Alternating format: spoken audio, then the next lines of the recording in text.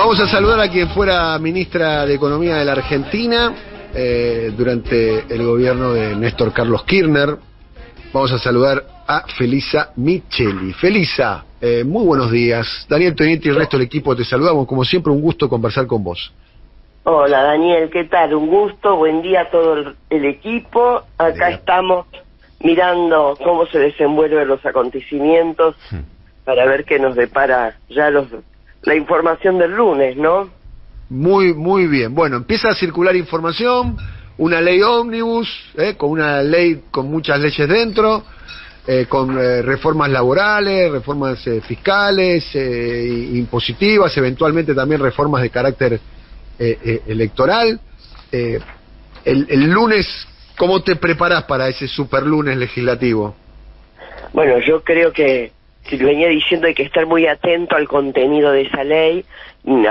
He escuchado por ahí que serían dos grupos de leyes, unas de reformas del Estado y otra de emergencia económica, ¿no? Y digo, por agruparlas en grandes temas, y en la de reforma del Estado todo lo que ya sabemos que fue anunciando Milei y algunas cosas nuevas que no sabemos, incluso la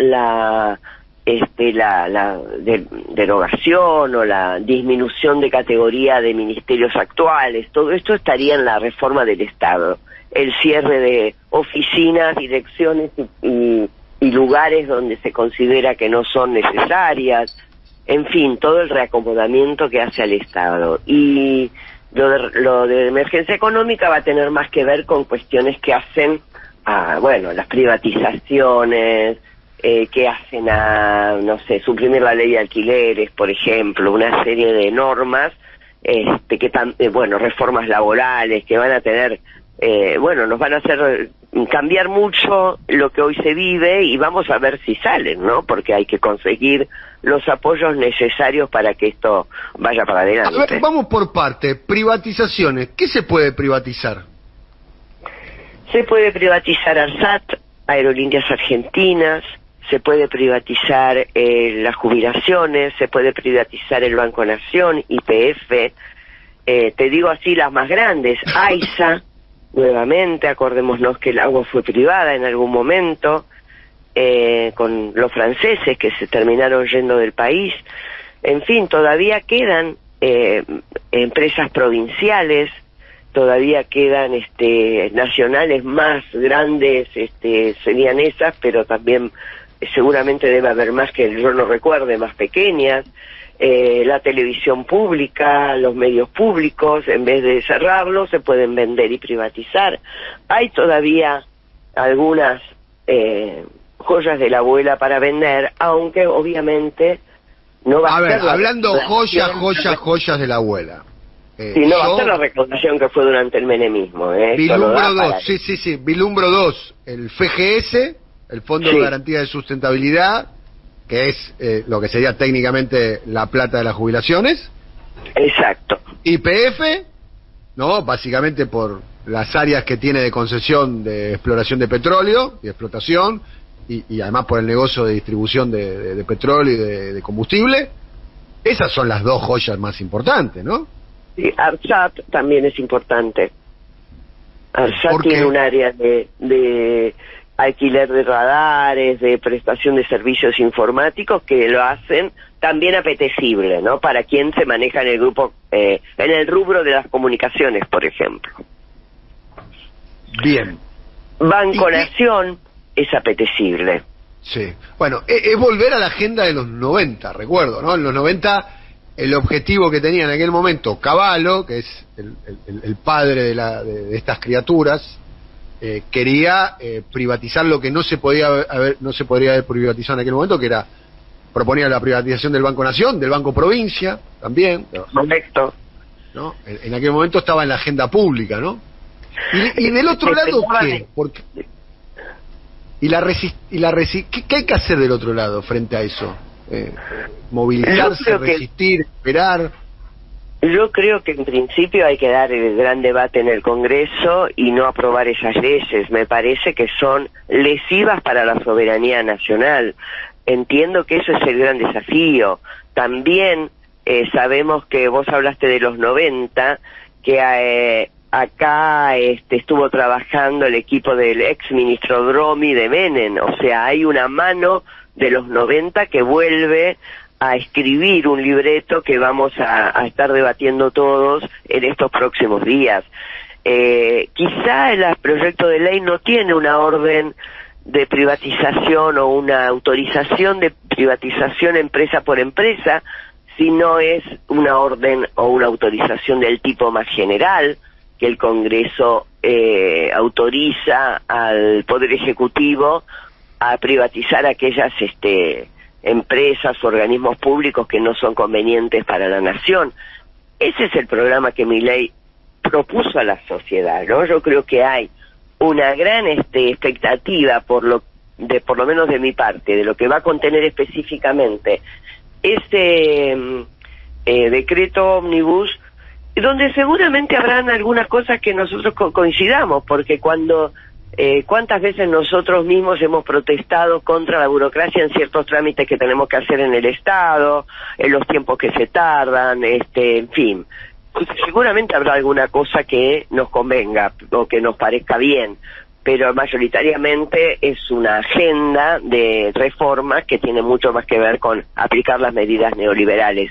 Eso para mí es toda una gran incógnita. Está bien, pero la novedad acá, yo te entiendo, Felisa, pero la novedad acá es que el candidato ganó, tuvo 14 millones de votos, haciendo campaña con una motosierra, mencionando la palabra prohibida, la palabra tabú del lenguaje político en la Argentina, que es la palabra ajuste.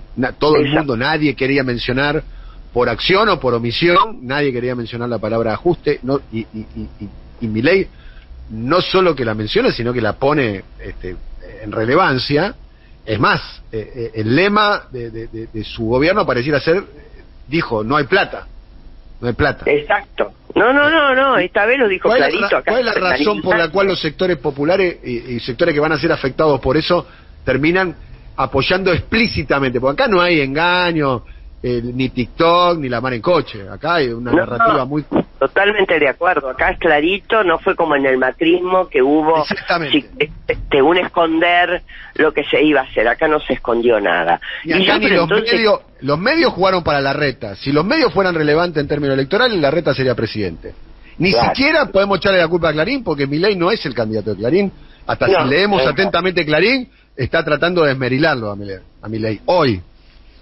Mira, probablemente, ¿no? Probablemente. Yo creo que acá hubo una victoria del candidato Milei, que ahora es el presidente que va a asumir, con todo el apoyo popular y por una diferencia muy amplia, de 11 puntos con respecto a la Unión por la Patria. Entonces me parece que acá yo creo que lo que se viene es un periodo donde quienes vayan a estar afectados por las medidas que se tomen comenzarán una resistencia, no me cabe ninguna duda, porque si uno es un trabajador de un lugar donde van a privatizar o van a cerrar y lo despiden, evidentemente que es la tendencia humana generar una resistencia para que una cosa que te genera mucho mal en tu vida cotidiana, bueno, no ocurra, ¿no? O sea, defenderte de eso. Ahora, si me preguntás a mí, yo no creo que haya grandes resistencias ni grandes movilizaciones populares en este primer tiempo.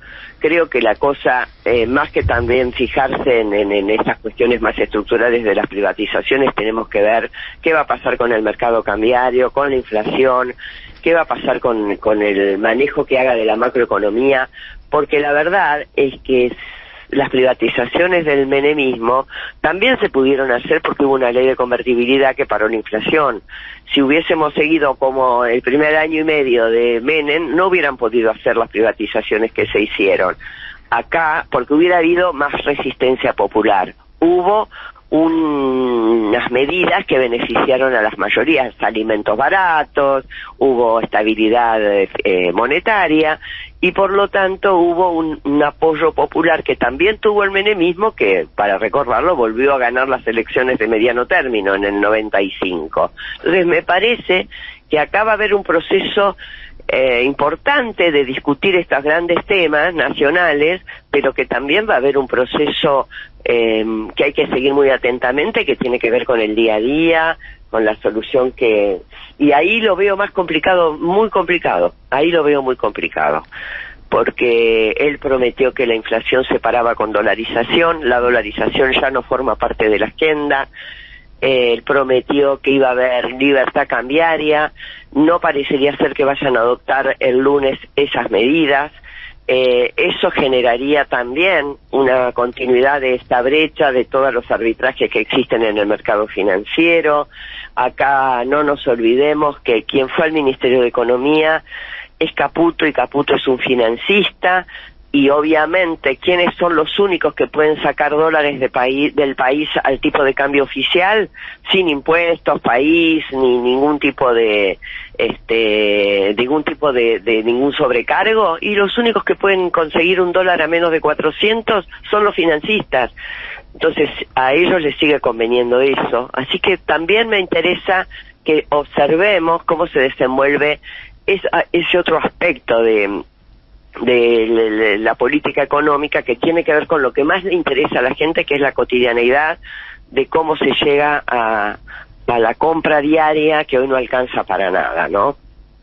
De cualquier manera, todo indicaría que vamos a tener un enero y un febrero con una inflación puede llegar a 20 puntos mensuales.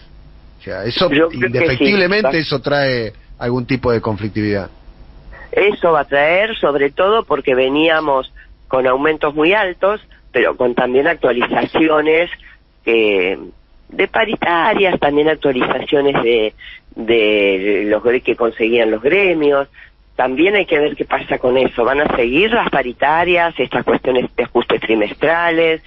No, bueno, eso va a traer ruido. Yo creo que eso es lo que más va a tener que ocuparse el presidente electo de solucionar, si quiere tener una transición sencilla o una transición posible hacia poder tomar las otras medidas estructurales, ¿no? Felixa, te agradecemos mucho el contacto con nosotros, ¿eh? No, al contrario, Daniel, para mí siempre es un gusto. Bueno, un placer, ¿eh? Felisa Micheli, quien fuera ministra de Economía, conversando con nosotros aquí en Siempre Soy.